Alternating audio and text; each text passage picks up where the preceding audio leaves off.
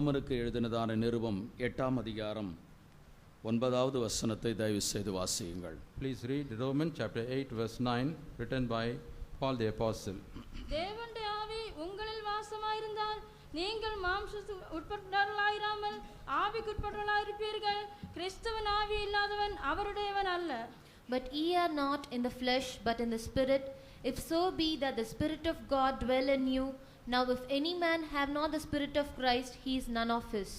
தேவனுடைய நாமத்துக்கு மகிமை உண்டாவதாக. Glory be to the holy name of the Lord. தேவனுடைய ஆவி உங்களில் வாசமாயிருந்தால் நீங்கள் மாம்சத்துக்குட்பட்டவர்களாய் இராமல் ஆவிக்குட்பட்டவர்களாய் இருப்பீர்கள். You are not in the flesh, but in the Spirit. If so be that the Spirit of God dwell in you. கிறிஸ்துவின் ஆவி இல்லாதவன் அவருடையவன் அல்ல. Any man who is not having the Spirit of Christ is not of him. கிறிஸ்துவின் ஆவி இல்லாதவன் அவருடையவன் அல்ல என்ற வேத வசனத்திலிருந்துதான் இன்றைய நாளில் குறிதான ஆலோசனைகளை நாம் விளங்கிக் கொள்ளப் போகிறோம். Today we are going to understand the counsel of the Lord from the word, that he who is not having the Spirit of Christ is not belonging to him. நாம் ஒவ்வொருவருக்கும் நாம் அவருடையவர்கள் என்றதான ஒரு நம்பிக்கை காணப்படுகிறது. Every one of us have a hope that we belong to him. வேதம் சொல்கிறது, தேவனுக்குரியவர்களாகிய நீங்கள் உங்கள் ஆவியினாலும் ஆத்மாவினாலும் சரீரத்தினாலும் என்னை மகிமைப்படுத்துங்கள் என்று நாம் படிக்கிறோம். In the Bible we read, you who belong to God, you glorify God through your body, soul and spirit. நாம் ஒவ்வொருவரும் தேவனுக்குரியவர்களாய் இருக்கிறோம். ஆண்டவர் நம்மை கிரையும் கொடுத்து நம்மை மீட்டெடுத்திருக்கிறார். Every one of us belong to the Lord. The Lord has purchased us by paying a price. நீங்கள் பொன்னினாலும் வெள்ளியினாலும் மீட்கப்படாமல் கிறிஸ்துவினுடைய விலையேற பெற்ற இரத்தத்தின் மூலமாக அவருக்கென்று நீங்கள் மீட்கப்பட்டிருக்கிறீர்கள். You have not been redeemed by gold or silver, but you have been redeemed by the precious blood of the Lord Jesus Christ for himself. அப்போ நாம் ஒவ்வொருவரும் மீட்கப்பட்டவர்களாய் இருக்கிறோம். நாம் அவருக்கு சொந்தமானவர்களாக நாம் காணப்படுகிறோம். Therefore every one of us are redeemed when we belong to the Lord. வேறொரு விதத்தில் சொல்லுவோமானால், if you want to say in other words, அவருடைய நாமத்தின் மேல் விசுவாசம் உள்ளவர்களாய் அவரை ஏற்றுக்கொண்டவர்கள் எத்தனை பேர்களோ அத்தனை பேர்களும் அவர்களுடைய பிள்ளைகளாகும்படிக்கு அதிகாரம் கொடுத்தார் என்று படிக்கிறோம். We read in the scripture that whosoever accept the name of the Lord Jesus Christ by believing his name, the Lord has given them authority to become his children. அவரை ஏற்றுக்கொண்டதான ஒவ்வொருவரும் அவருடைய பிள்ளைகள் என்கிறதான ஒரு உரிமை காணப்படுகிறது. Everyone who accepted the Lord has a claim that he is a child of God. நம்முடைய தேவன் நமக்கு பரம தகப்பனாய் இருக்கிறார். நாம் ஒவ்வொருவரும் அவருடைய பிள்ளைகளாய் இருக்கிறோம். Our God is a heavenly father to us. All of us are the children of God. இப்படியெல்லாம் வேதத்திலே பொதுவான சில வேத வசனங்கள் இருக்கக்கூடியதான நேரத்திலே, In this way there are so many common verses like this. ஆனால் இந்த வசனத்திலே நாம் படிக்கின்றோம். In this particular verse what do we read? கிறிஸ்துவின் ஆவி இல்லாதவன் அவருடையவன் அல்ல என்று நாம் படிக்கின்றோம். We are reading here, he that is not having the Spirit of Christ doesn't belong to him. இந்த 9வது வசனத்திலே இரண்டு விதமான ஆவிகளை பற்றி நாம் படிக்கின்றோம். In verse 9 we read about two types of the spirits. ஒன்று தேவத்தினுடைய ஆவி, இரண்டாவது கிறிஸ்துவின் ஆவி. The first is a spirit of God, the second one is a spirit of Christ. தேவனுடைய ஆவி உங்களில் வாசமாய் இருந்தால் நீங்கள் மாம்சத்துக்குட்பட்டவர்களாய் இராமல் ஆவிக்குட்பட்டவர்களாய் இருக்கிறீர்கள். If you have the Spirit of God, you are not of the flesh but of the Spirit. அடுத்தது கிறிஸ்துவின் ஆவி இல்லாதவன் அவருடையவன் அல்ல என்று நாம் படிக்கின்றோம். Next we read that he who is not having the Spirit of Christ doesn't belong to him. இந்த தேவனுடைய ஆவி என்ற வார்த்தையினுடைய பொருள் தான் என்ன? What is the actual import of the term the Spirit of God? தேவனுடைய ஆவி என்று சொல்வது பரிசுத்த ஆவியை வெளிப்படுத்துகிறது. When we say the Spirit of God, it represents the Holy Spirit. ஆனால் கிறிஸ்துவின் ஆவி என்று சொல்வது என்ன? But what is known as the Spirit of Christ? இந்த கிறிஸ்துவின் ஆவி என்று சொல்வதுதான் நாம் ரட்சிப்பிலே பெற்றுக்கொண்டதான அவருடைய ஆவியா இருக்கிறது. The Spirit of Christ is nothing but the Spirit we receive at the time of our salvation. ஒவ்வொருவரும் ரட்சிக்கப்படுகிறதான நேரத்திலே கிறிஸ்துவினுடைய ஆவியை நாம் பெற்றுக்கொள்கின்றோம். Every one of us receive the Spirit of Christ at the time of our salvation. கிறிஸ்துவினுடைய ஆவியும் தெய்வத்தினுடைய ஆவியும் இரண்டும் ஒன்றல்ல, இரண்டும் வெவ்வேறு அனுபவமாய் காணப்படுகிறது. The Spirit of Christ and the Spirit of God are not one and the same. Both are both experiences. இன்னொரு விதத்திலே சொல்லுமானால் கிறிஸ்துவினுடைய ஆவி என்று சொல்வது தேவனுடைய வசனம் அல்லது அவருடைய வார்த்தை. Other words if you want to say, the Spirit of Christ is his word. நாம் யோவான் சுவிசேஷம் 6ஆம் அதிகாரம் 63வது வசனத்தை நாம் படிக்கும்போது, When we read John's Gospel, chapter 6, verse 63, இயேசு சொல்கிறார், நான் சொல்லும் வசனம் ஆவியாயும் ஜீவனாயும் இருக்கிறது என்று சொல்கிறார். the Lord Jesus Christ says, the word I speak is life and spirit. அவர் மூலமாக உரைக்கப்பட்டதான் அந்த வார்த்தை அல்லது வசனம் ஆவியாய் ஜீவனாய் இருக்கிறது என்று குறிப்பிடுகின்றார். He is mentioning the word spoken by him is of the spirit and of life. அப்ப கிறிஸ்துவின் ஆவி என்று சொல்வது வேத வசனம் தான், அவருடைய வார்த்தை தான் ஆவியாய் காணப்படுகிறது. Therefore, the spirit of Christ is nothing but the word of the Lord. ஆனால் இன்றைக்கு அநேகர் நம்புவது என்னவென்றால், இந்த கிறிஸ்துவின் ஆவி என்று சொல்வதும் பரிசுத்தாவி என்று தான் அவர்கள் நம்புகின்றார்கள். But nowadays many people are of the opinion that the spirit of Christ and the Holy Spirit are the one and the same. இது கிறிஸ்துவின் ஆவி என்பது வேத வசனம் தான் என்பதை நான் நிரூபிப்பதற்கு வேதத்திலிருந்து 1-2 வார்த்தைகளை நான் உங்களுக்கு சொல்கின்றேன். I want to share 1 or 2 words from the Holy Scripture to prove that the spirit of Christ is nothing but the word of God. அப்போஸ்தலரின் புத்தகத்திலே அப்பல்லோ என்று பெயர் கொண்ட ஒரு மனிதனை பற்றி நாம் படிக்கிறோம். In the Acts of the Apostle, we read about a man called Apollos. அப்போஸ்தலரின் புத்தகம் 18ஆம் அதிகாரம் 24வது 25வது வசனத்திலே வாசிக்கின்றோம். Acts of the Apostle, chapter 18, verses 24 and 25. அலெக்சாந்தரியா பட்டணத்தில் பிறந்தவனும் சாதுரியவானும் வேதாகமங்களில் வல்லவனும் அப்பல்லோ என்று பெயர் கொண்ட ஒரு யூதன் எபேசு பட்டணத்திற்கு வந்தான். A certain Jew named Apollos, born at Alexandria, an eloquent man and mighty in the scriptures, came to Ephesus. வேதாகமங்களில் வல்லவனும் ஆயிருந்ததான ஒரு யூதன் எபேசு என்கிறதான பட்டணத்துக்கு வந்தான். A Jew who was mighty in the scripture came to the city of Ephesus. இந்த Apollo கர்த்தருடைய மார்க்கத்திலே உபதேசிக்கப்பட்டு யோவான் கொடுத்த ஞானஸ்தானத்தை மாத்திரம் அறிந்தவனாயிருந்து ஆவியிலே அனுள்ளவனாய் கர்த்தருக்கு அடுத்த காரியங்களை திட்டமாய் போதகம் பண்ணி கொண்டு வந்தான். This man was instructed in the way of the Lord, and being fervent in the spirit, he spake and taught diligently the things of the Lord, knowing only the baptism of John. இந்த பகுதியிலே அப்பல்லோவை பற்றி நாம் படிக்கும்போது ஆவியில் அனலுள்ளவனாய் கர்த்தருக்கு அடுத்த காரியங்களை திட்டமாய் போதகம் பண்ணி கொண்டு வந்தான் என்று நாம் வாசிக்கிறோம். In this verse, when we read, Apollo was fervent in the spirit and he was teaching the word of the Lord diligently. ஆவியில் அனலுள்ளவனாய் போதகம் பண்ணினான் என்று எழுதியிருக்கிறபடினால் ஏதோ பரிசுத்தாவியினால் நிறைந்து போதகம் பண்ணினான் என்பது அல்ல. If he was fervent in the spirit and taught means, it doesn't mean that he was filled with the Holy Spirit and then taught. தேவனுடைய வார்த்தையாகிய அவருடைய வசனத்தை அவன் ஆவியிலே அனலுள்ளவனாய் அவன் எடுத்து போதித்திருக்கின்றான். In the fervent spirit, just he took the word of the Lord and taught to the people. ஏனென்றால் இந்த Apollo பரிசுத்தாவியை பற்றி அவனே அறியாதவனாய் காணப்பட்டான். Because this man Apollos had not known about the Holy Spirit. அப்போஸ்தலரின் புத்தகம் 19ஆம் அதிகாரம் முதல் 6 வசனத்தை நாம் படிக்கிற வேளையிலே, When we read the Acts of the Apostle, chapter 19, first 6 verses, இந்த அப்பல்லோ எபேசுவிலே ஊழியத்தை முடித்துவிட்டு அவன் கொரிந்து என்கிறதான பட்டணத்திலே இருக்கையில், this Apollos, after finishing his ministry in the city of Ephesus, when he went to Corinth, அப்போஸ்தலனாகிய பவுல் இந்த எபேசு என்கிறதான பட்டணத்துக்கு அவர் வருகின்றார். Paul the apostle came to the city of Ephesus. எபேசு என்கிறதான பட்டணத்திற்கு வந்தபோது அங்கே இருக்கக்கூடியதான விசுவாசிகளை பார்த்து நீங்கள் பரிசுத்தாவியை பெற்றீர்களா என்று கேட்கின்றார். When he came to the city of Ephesus, and Paul is asking the people who were there, have you received the Holy Spirit? அதற்கு அவர்கள் சொல்கிறார்கள், பரிசுத்தாவி உண்டு என்பதை நாங்கள் கேள்விப்படவே இல்லை என்கிறார்கள். Those people said, for that we never heard about the Holy Spirit. அடுத்த கேள்வியை பவுல் கேட்கின்றார், அப்படியானால் நீங்கள் எந்த ஞானஸ்நானத்தை பெற்றீர்கள்? Then St. Paul is asking the next question to those people, if so, what type of baptism you have taken? அவர்கள் சொல்கிறார்கள், நாங்கள் யோவான் கொடுத்ததான ஞானஸ்நானத்தை நாங்கள் பெற்றோம். They said, we took the baptism given by John. தயவு செய்து கவனமாக கேளுங்கள். Please listen carefully. இந்த எபேசு பட்டணத்தாரிடத்திலே பவுல் ஒரு கேள்வியை கேட்கிறார், நீங்கள் விசுவாசிகளானது போது பரிசுத்தாவியை பெற்றீர்களா? St. Paul is asking a question to the believers in the city of Ephesus, when you became the believers, have you received the Holy Spirit? அவர்கள் பரிசுத்தாவி உண்டு என்பதை நாங்கள் கேள்விப்படவே இல்லை என்கிறார்கள். They said, we never came to know that there is something called Holy Spirit. அப்படியானால் நீங்கள் எந்த ஞானஸ்நானத்தை பெற்றீர்கள்? If so, Paul asked, what type of baptism you have taken? யோவான் கொடுத்ததான ஞானஸ்நானத்தை தான் நாங்கள் பெற்றோம் என்று சொல்கிறார்கள். Those people said, we have taken the baptism given by John. அப்படியானால் இந்த எபேசு பட்டணத்தார் பட்டணத்தார் பரிசுத்தாவினுடைய அபிஷேகத்தை பெறவில்லை. If so, the people of the city of Ephesus did not receive the Holy Spirit. இவன் ஆவியில், இந்த அப்பல்லோ ஆவியில் அனனுள்ளவனாய் அவன் போதகம் பண்ணி கொண்டு வந்தான். This Apollos was fervent in the spirit and he was teaching the word of the Lord. 18ஆம் அதிகாரம் 25வது வசனத்திலே யோவான் கொடுத்த ஞானஸ்தானத்தை மாத்திரம் அப்பல்லோ அறிந்தவனாய் இருந்தான் என்று வாசிக்கிறோம். In chapter 18 verse 25 we read, he had known only about the baptism given by John. இந்த அப்பல்லோ பரிசுத்தாவினுடைய அபிஷேகத்தை பெற்றிருக்கவும் இல்லை.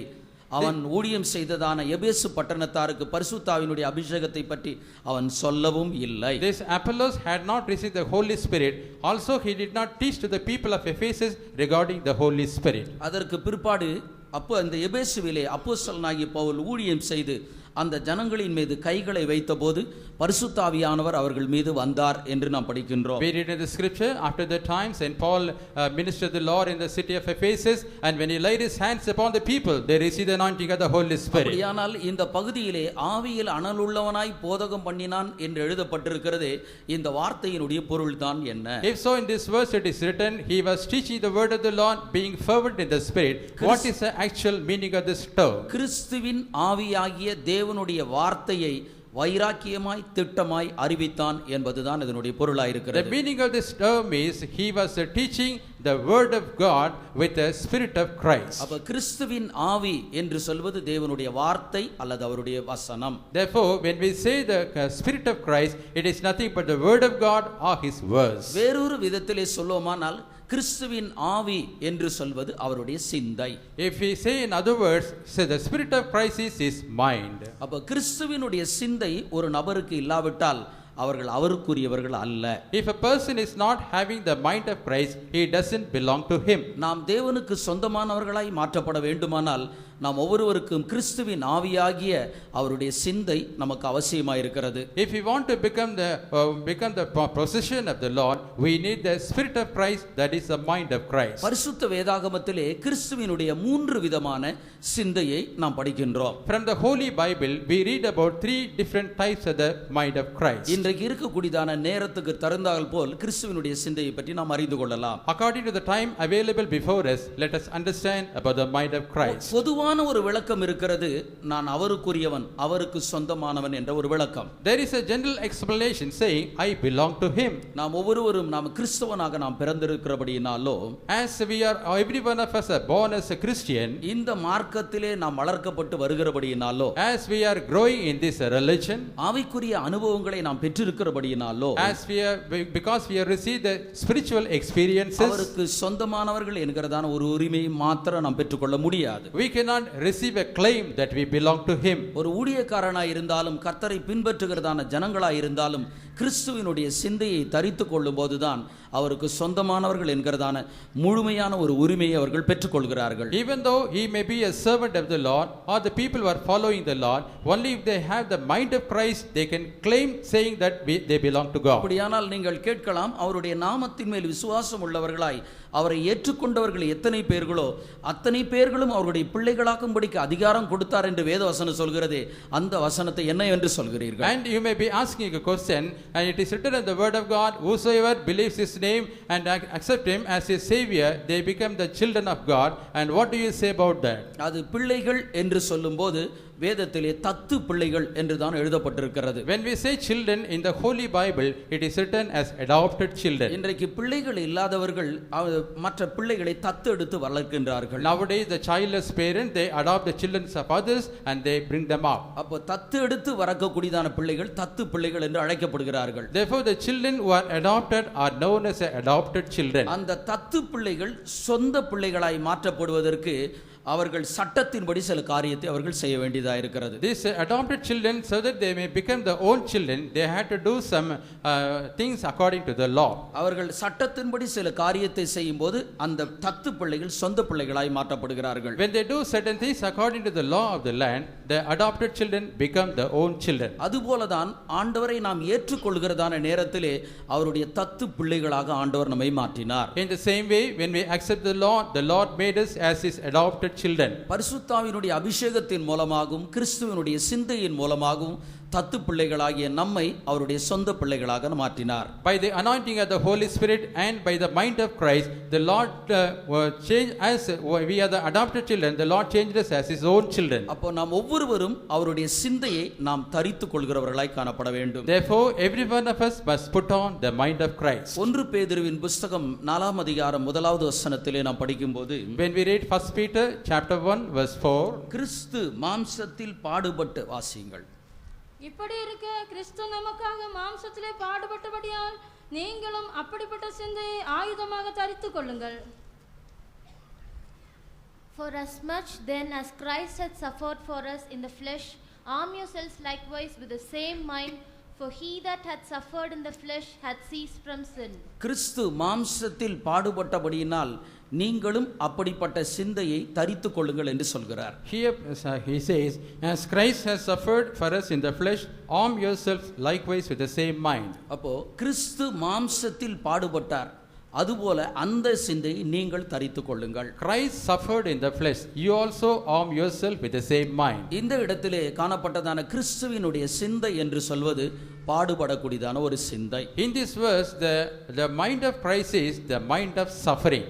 பிலிப்பியரின் புத்தகம் 2ஆம் அதிகாரம் 5வது வசனத்திலிருந்து 8வது வசனம் வரைக்கும் நாம் படிக்கிற வேளையிலே, When we read Philippians chapter 2 verses 5 to 8, இந்த இடத்திலே கிறிஸ்துவுக்கு இருக்கக்கூடியதான 2 விதமான சிந்தையை பற்றி நாம் படிக்கிறோம். in this place we read about the two minds of Christ. கிறிஸ்து இயேசுவில் இருந்ததான சிந்தையே உங்களிலும் இருக்க கடவது. Let this mind be in you which was also in Christ Jesus. அவர் தம்மை தாமே வெறுமையாக்கி அடிமையின் ரூபம் எடுத்து மனுஷ சாயலானார். He, being in the form of God, thought it himself no reputation, took upon him the form of a servant, and was made in the likeness of men. அவர் தம்மை தாமே வெறுமையாக்கி அடிமையின் ரூபம் எடுத்து மனுஷ சாயலானார் என்று நாம் படிக்கின்றோம். Here we are reading, he made himself of no reputation and took upon him the form of a servant and was made in the likeness of men. வெறுமையாக்கினார், அடிமையின் ரூபம் எடுத்தார், மனுஷ சாயலானார்.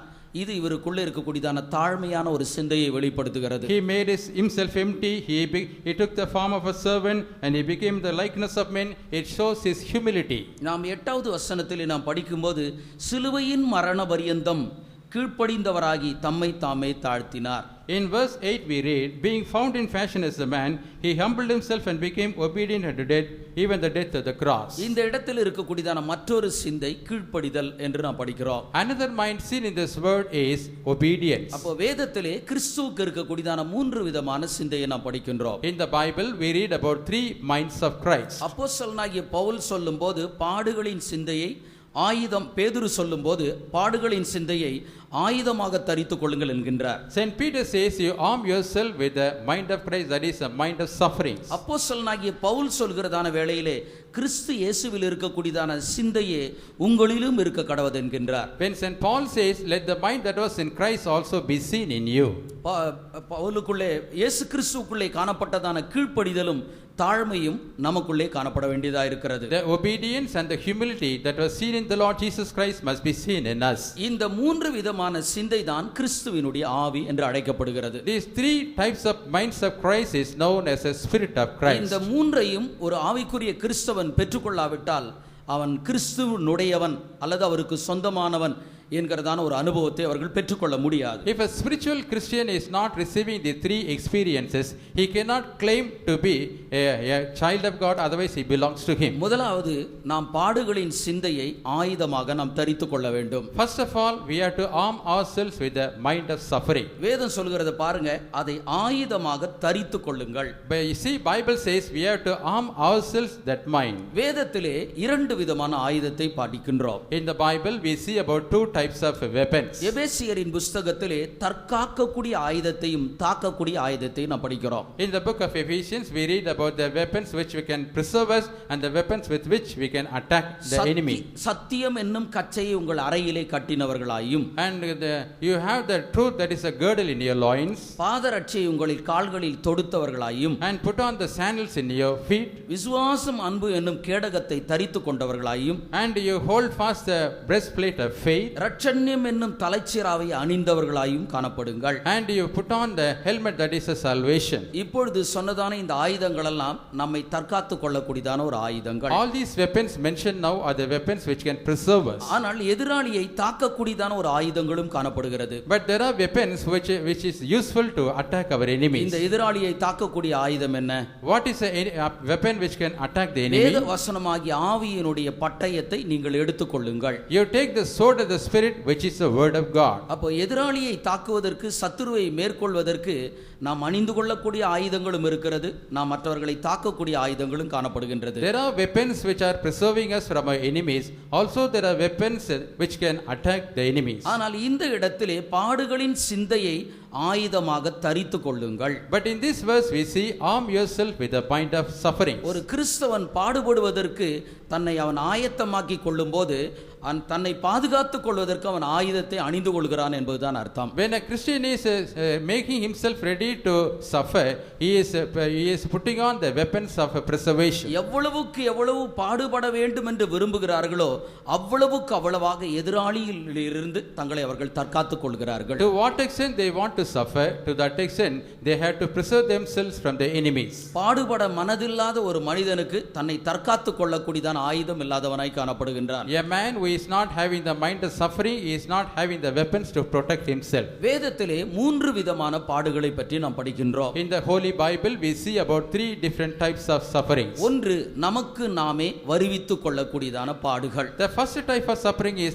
that we bring to ourselves. இந்த பாடுகளுக்கு தேவன் காரணம் அல்ல, இதற்கு நாமே காரணமாய் இருக்கின்றோம். God is not the reason for all these sufferings, we ourselves are the reason for these sufferings. 1 பேதுருவின் புத்தகம் 2ஆம் அதிகாரம் 20வது வசனத்தை நாம் படிக்கும்போது, When we read 1 Peter chapter 2 verse 20, நீங்கள் குற்றம் செய்து அடிக்கப்படும்போது பொறுமையோடு சகிப்பதினால் அதனால் என்ன கீர்த்தி உண்டு? For what glory is it if when ye buffeted for your faults ye shall take it patiently? நீங்கள் நன்மை செய்து அடிக்கப்படுகிறபடி நேரத்திலே பொறுமையோடு கூட சகிக்கிறபடியினால் உங்களுக்கு அதனால் கீர்த்தி உண்டு என்று நாம் படிக்கிறோம். There we are reading, but if when ye do well and suffer for it, ye take it patiently, this is acceptable with God. நீங்கள் குற்றம் செய்து அதன் நிமித்தமாக அடிக்கப்படுகிறபடியினால் அதனால எந்த ஒரு பிரயோஜனமும் கிடையாது. When you do a wrong thing and because of that if you are persecuted, there is no use of it. நீங்க எதையோ ஒரு தப்பை செய்துட்டீங்க. For example, you are committing some wrong thing. அதன் மூலமாக ஏதோ ஒரு சிட்சை, உங்களுக்கு ஒரு தண்டனை கொடுக்கப்பட்டிருக்கிறது. Because of that some type of punishment is given to you. இந்த தண்டனை நீங்கள் பொறுமையாக நீங்கள் சகித்துக் கொள்கிறீர்கள். You are enduring this punishment patiently. இதை பொறுமையாக சகித்துக் கொள்கிறபடினால உங்களுக்கு எந்த ஒரு பிரயோஜனமும் கிடையாது. As you are enduring this punishment patiently, there is no reward at all. நீங்கள் ஒரு தவற்றை செய்தீர்கள், அந்த தவற்றுக்காக தண்டனை அனுபவிக்கிறீர்கள். You have committed a wrong thing, for that you are undergoing the punishment. இதுதான் நமக்கு நாமே வருவித்துக் கொள்ளக்கூடியதான ஒரு பாடுகளாய் இருக்கிறது. And these are the sufferings which we bring to our life by ourselves. வேதத்திலே யாக்கோபு தனக்கு இருந்ததான பாடுகளை பற்றி அவன் சொல்கின்றான். In the Bible, Jacob says about the sufferings he had. ஆதியாகமம் 31ஆம் அதிகாரம் 40வது வசனத்திலே நாம் படிக்கும்போது, When we read Genesis chapter 31 verse 40, அவன் சொல்கிறான், நான் இரவும் பகலும் பாடுபட்டேன் என்று சொல்கின்றான். he said, day and night I labored. இந்த யாக்கோபுக்கு வந்த பாடுகள் எதனால் வந்த பாடுகள்? By which he underwent the sufferings. அவனுடைய மாமா இவன் மீது ஏதோ ஒரு பாடுகளை சுமத்தி விட்டானோ, whether his uncle inflicted some sufferings on him. இவனுக்கு வந்த பாடுகள் இவனாகவே ஏற்றுக்கொண்ட பாடுகளாய் இருக்கிறது. The sufferings that came in the life of Jacob, he himself got it. இந்த யாக்கோபு தன்னுடைய மாமனுடைய வீட்டிற்கு போகின்றான். Jacob is proceeding to the house of his uncle. அப்பொழுது அவனுடைய மாமன் யாக்கோபை பார்த்து விதமாக சொல்கின்றான். At the time his uncle is telling Jacob in this way, நீ என்னுடைய மருமகனாய் இருக்கிறபடியினால் நீ வெறுமையாக என்னுடைய ஆடுகளை நீ மேய்க்க வேண்டாம். Because you are my son-in-law, you should not feed my sheep without any reward. நான் உனக்கு ஏதாவது ஒரு கூலியை தர வேண்டும் என்று விரும்புகிறேன், உனக்கு என்ன வேண்டும் என்று கேள் என்று சொல்கிறான். He is asking, I want to give you some reward or wages, what do you want now? அதற்கு யாக்கோபு என்ன சொல்கின்றான்? For that what did Jacob say? எனக்கு நீ ராகேலை தர வேண்டும், ராகேலுக்காக நான் 7 ஆண்டுகள் ஆடு மேய்க்கிறேன் என்று சொல்கிறான். He said, you must give me Rachel, for Rachel's sake I'll feed your sheep for 7 years. ஆதியாகமம் 29ஆம் அதிகாரம் 18வது வசனத்திலே படிக்கின்றோம். Genesis chapter 29 verse 18. ராகேலுக்காக நான் 7 ஆண்டுகள் ஆடு மேய்க்கிறேன் என்று ஒப்புக்கொண்டவனே யாக்கோபுதான். Jacob himself agreed to feed the sheep for 7 years for the sake of Rachel. இப்படியெல்லாம் அவன் பாடுபட்டு கஷ்டப்பட்டுட்டு மாமாவிடத்துல சொல்றான், நான் இரவும் பகலும் பாடுபட்டேன். Having suffered in this manner, finally he says to his uncle, I suffered day and night. இவனுடைய மாமன் இவன் மீது ஏதோ ஒரு பாடுகளை கஷ்டங்களை சுமத்தி விட்டது போல பேசுகின்றார். He is speaking as if his uncle has inflicted some burdens upon him. அருமையானவர்களே, நம்முடைய தீய சுபாவத்தின் மூலமாக பொல்லாத கிரியைகளின் மூலமாக நமக்கு நாமே சில கஷ்டத்தை நாம் அனுபவித்துக் கொள்கிறோம்.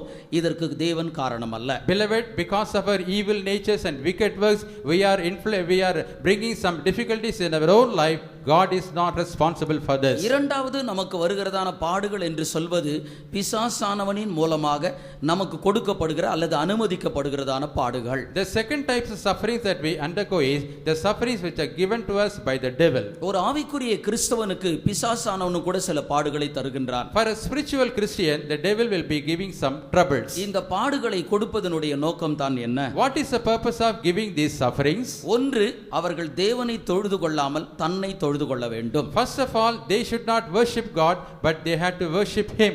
இரண்டாவது, பிசாசு கொடுக்கக்கூடியதான பாடுகளின் மூலமாக அவர்கள் தேவனை தூஷிக்க வேண்டும். Next, by the sufferings given by the devil, they have to blaspheme the name of the Lord. வேதத்திலே நாம் யோபை பற்றி நாம் படிக்கும்போது, in the Bible when we read about Job, அவனுக்கு 3 விதமான பாடுகள் காணப்பட்டது. he had 3 types of sufferings. ஒன்று இழப்பு, இரண்டாவது வறுமை, மூன்றாவது வியாதி. First of all, loss, second poverty, third sickness. முதலாவது, அவன் ஒவ்வொன்றையாய் அவன் இழந்து கொண்டே வருகின்றான். First of all, he is losing the properties one by one. எல்லாவற்றையும் இழந்து விட்டான். அவனுக்கு ஒன்றும் இல்லை. அவன் வறுமையிலே காணப்படுகிறான். He lost everything. He did not have anything. He was in poverty. மூன்றாவது, அவனுடைய சரீரத்திலே அவன் பருக்களால் வியாதிக்கப்பட்டு அவன் ஓட்டை எடுத்து அவன் சுரண்டி கொண்டிருக்கின்றான். Thirdly, he was inflicted in his body with the sores, and he is taking a potsherd and he was scratching his body. இந்த மூன்றும் அவனுக்கு ஏற்படுகிறதான ஒரு பாடுகள் என்று நாம் சொல்லலாம். We can say all these 3 things are the sufferings in his life. இந்த பாடுகளை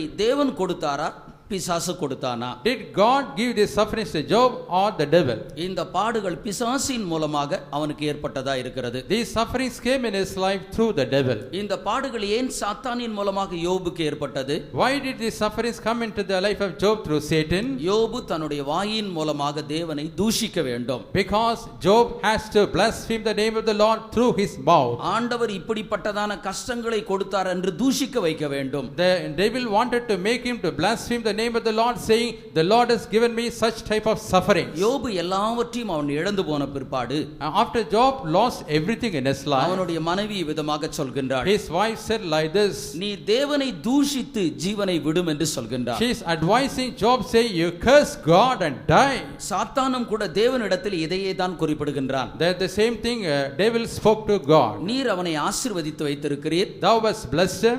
அவனுடைய சம்பத்து பூமியில் பெருகி இருக்கிறது. His property assets has increased a lot in this world. நீர் அவனை தொடுவீரானால் உம்முடைய முகத்துக்கு முன்பாக அவன் தூஷிப்பானோ இல்லையோ என்று பாரும் என்று சொல்கிறான். The devil is telling Lord, if thou touch him, you see whether he is blaspheming against thy face. சாத்தான் கூட நினைச்சது என்னன்னா, இந்த யோபு தேவனை தூஷிக்க வைக்க வேண்டும் என்று தான் நினைத்தான். Even Satan wanted Job to blaspheme the name of the Lord. சாத்தானின் மூலமாக வரக்கூடியதான பாடுகள் தேவனை தூஷிக்க வைக்க வேண்டும் என்பதுதான். The purpose of the sufferings by Satan wanted Job to blaspheme the name of the Lord. சில நேரத்திலே நமக்கு வருகிறதான கஷ்டத்தின் நேரத்திலே ஆண்டவரை நாம் ரொம்ப குறைவாக பேசுகிறோம். Sometimes during the time of trial or sufferings, we belittle the name of the Lord. நான் ஒழுங்காக ஜெபிக்கிறேன், வேத வாசிக்கிறேன், ஆண்டவருடைய ஆலயத்திற்கெல்லாம் வருகிறேன், ஆண்டவர் ஏன் எனக்கு இப்படிப்பட்ட ஒரு கஷ்டத்தை தருகின்றார்? We used to say we pray regularly, we come to the service regularly, we are all right in everything.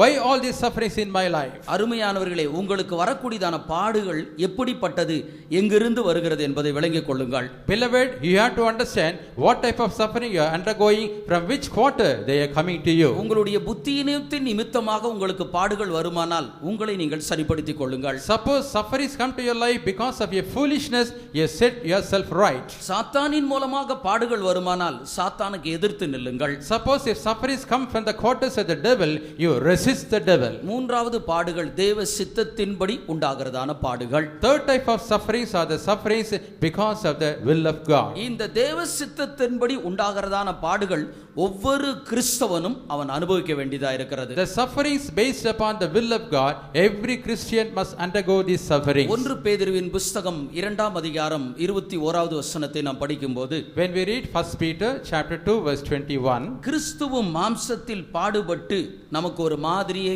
பின் வைத்து விட்டு போனார். Christ also suffered in the flesh, leaving us an example. நீங்கள் அவருடைய அடிச்சுவடுகளை தொடர வேண்டும் என்று சொல்கிறார். He says you have to follow his footsteps. ஆண்டவராகிய இயேசு கிறிஸ்து மாம்சத்திலே பாடுபட்டார். The Lord Jesus Christ suffered in the flesh. அப்போஸ்தலனாகிய பவுல் சொல்கிறார், இது நமக்கு ஒரு மாதிரியா இருக்கிறது என்று சொல்கிறார். Paul the apostle says this is an example for us. ஆகவே அவருடைய அடிச்சுவடுகளை நீங்கள் பின்பற்றுங்கள். Therefore you follow his steps. ஆண்டவர் வைத்திருக்கிறதான அடிச்சுவடு என்ன?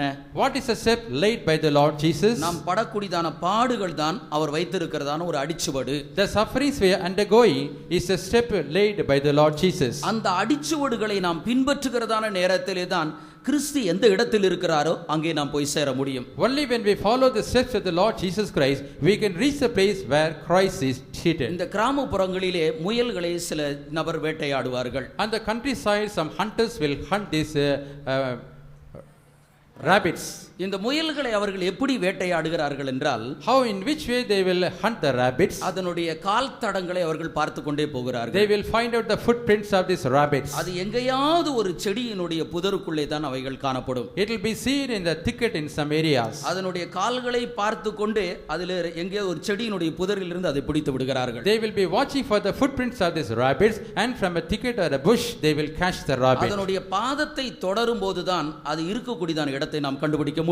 Only when the hunters follow the footprints of these rabbits, we can find out the place of the rabbits. ஆண்டவராகிய இயேசு கிறிஸ்துவும் நாம் நடந்து வரும்படிக்கு ஒரு மாதிரியை அடிச்சுவடுகளை நமக்கு வைத்து விட்டு போகிறார். The Lord Jesus Christ has laid a footprint so that we may follow his steps. இந்த அடிச்சுவடுகளை நாம் பின்பற்றும் போதுதான் கிறிஸ்து இருக்கக்கூடியதான அந்த இடத்திற்கு நீங்களும் நானும் போய் சேர முடியும். Only when we follow the steps of the Lord Jesus Christ, we can reach the place where Christ is seen. ஆண்டவராகிய இயேசு கிறிஸ்து தாம் செய்ததான ஒவ்வொன்றுமே நமக்கு ஒரு மாதிரிக்காக தான் அவர் செய்தார். Whatever the Lord Jesus Christ has done in his life, everything has been done as an example. இயேசு கிறிஸ்து ஏன் ஞானஸ்நானம் பெற்றார்? Why did Jesus Christ take water baptism?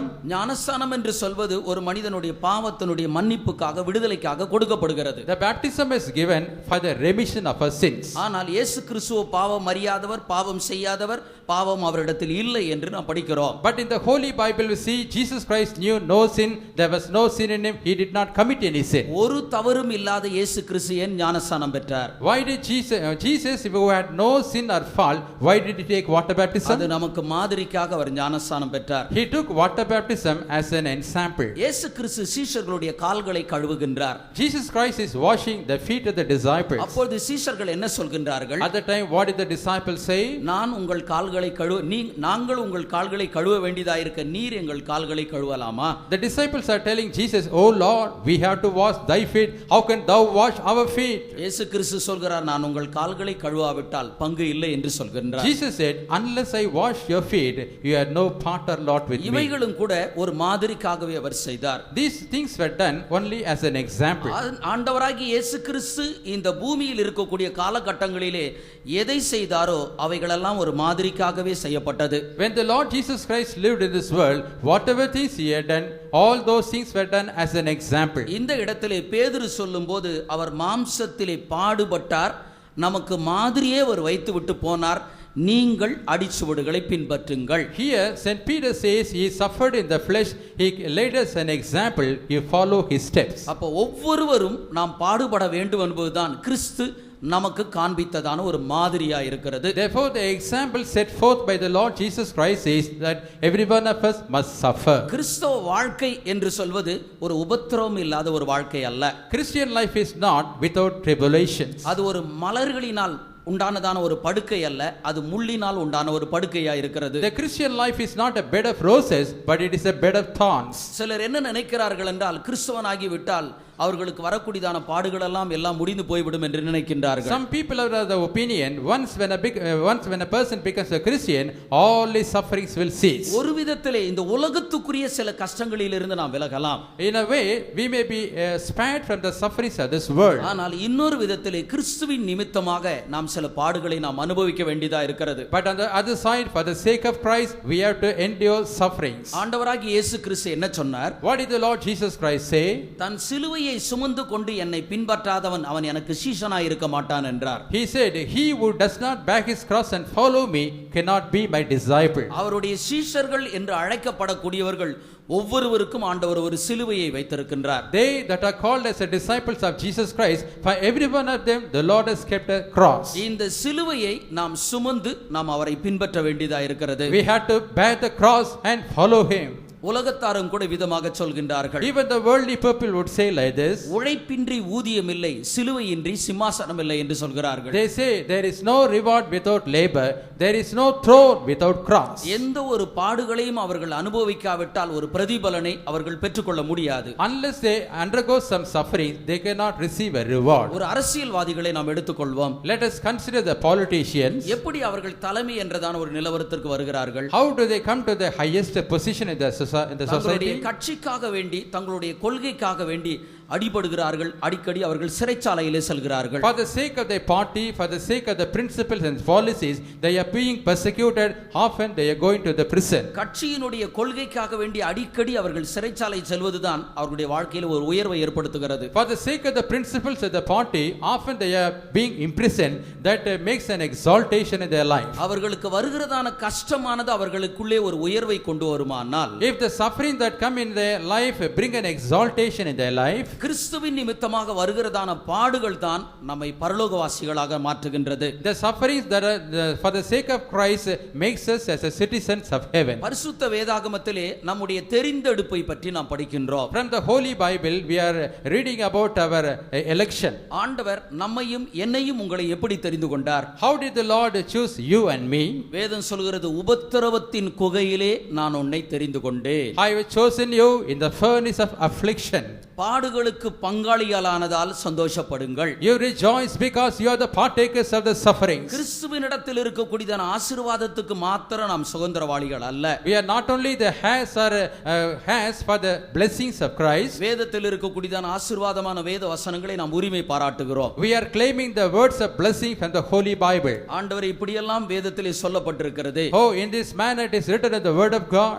இவைகளெல்லாம் என்னுடைய வாழ்க்கையில், என்னுடைய குடும்பத்திலே நிறைவேற வேண்டும் என்று நாம் உரிமை பாராட்டுகிறோம். We claim that all these words of blessing must be fulfilled in my own family life. எப்படி ஆசீர்வாதத்திற்கு நாம் பங்காளிகளாய் நாம் காணப்படுகிறோமோ, Even as we are seen as the partakers for the blessings of God, வேதம் சொல்கிறது அவருடைய பாடுகளுக்கு நாம் பங்காளிகளானபடியினால் சந்தோஷப்பட வேண்டும் என்று நாம் படிக்கின்றோம். By in the Bible we read, we have to rejoice because we are the partakers for the sufferings of Christ. பாடுகள் என்று சொல்வது ஒவ்வொரு கிறிஸ்தவனுக்கு ஆண்டவர் கொடுத்த ஒன்றுதான். When we say sufferings, it is a gift given by God to every Christian. இவைகள் வருகிறதான நேரத்திலே நாம் கர்த்தரை விட்டு அதிகமாக நாம் தூரம் போய் விடுகின்றோம். When the sufferings come in our life, we are going far away from our Lord. ஆனால் ஆண்டவர் அதை விரும்பவில்லை. But the Lord doesn't desire it. ஒரு நபர் எவ்வளவுக்கு எவ்வளவாக தன்னை பாடுகளுக்கு உட்படுத்துகின்றானோ அவ்வளவுக்கு அவ்வளவாக கர்த்தர் அவர்களை கொண்டு பயன்படுத்துகின்றார். To what extent a person is being afflicted, to that extent God is making use of him. நாம் ஆண்டவராகிய இயேசு கிறிஸ்துவை பற்றி நாம் படிக்கிற வேளையிலே, When we study about the Lord Jesus Christ, அவர் தமது ஆத்தும வருத்தத்தின் பலனை கண்டு திருப்தி ஆவார். he will be satisfied with the sufferings of his soul. இந்த இடத்திலே சொல்லப்படுகிற ஆத்தும வருத்தத்தின் பலன் என்று சொல்வது என்ன? What is the reward of the affliction of his soul?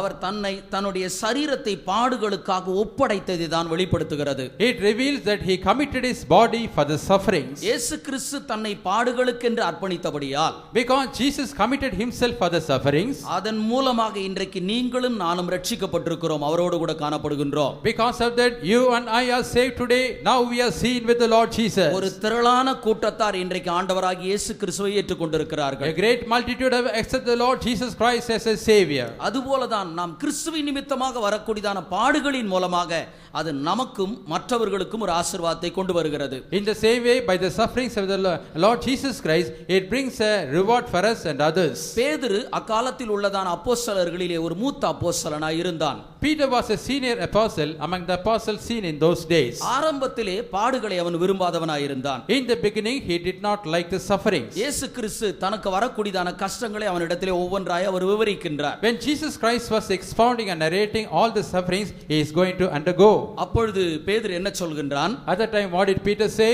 இவைகளெல்லாம் உமக்கு நேரிடக் கூடாது என்று சொல்கிறான். Peter is telling, Lord, these things should never come to pass in their life. அப்பொழுது ஆண்டவராகிய இயேசு கிறிஸ்து என்ன சொன்னார்? At that time what did the Lord Jesus Christ say? அப்பாலே போ சாத்தானே, Get thee behind me, Satan. நீ தேவனுக்கு ஏற்றவைகளை சிந்தியாமல் மனுஷனுக்கு ஏற்றவைகளை சிந்திக்கிறாய் என்று சொன்னார். He said, you are not thinking the things concerning God but concerning man. அப்படியானால் பாடுகள் என்று சொல்வது தேவனுக்கு ஏற்றவைகள், பாடுகள் இல்லாத ஜீவியம் என்பது மனுஷனுக்கு ஏற்றவைகள். Therefore the sufferings mean that they belong to God and the life without suffering belong to man. அப்ப நாம் ஒவ்வொருவரும் பாடுபட வேண்டும். விருப்பம் இல்லாவிட்டால் பிசாசானா நமக்குள்ளே கிரியை செய்கிறான் என்பதுதான். Everyone must suffer. Suppose if you don't have a desire to suffer, that means devil is working in our life. பாடுகள் இல்லாவிட்டால் நம்முடைய ஜீவியத்திலே நல்ல ஒரு முன்னேற்றத்தை நாம் பெற்றுக்கொள்ள முடியாது. If you don't have sufferings in our life, we cannot make a progress in our life. ஒரு குடும்பத்தார் பட்டுப்பூச்சிகளை அவர்கள் வளர்த்து வந்தார்கள். One family members, they were rearing up this cocoon. அதை அவர்கள் ஒரு தொழிலாக இருந்து அவர்கள் செய்து வந்தார்கள். They were doing it as a business.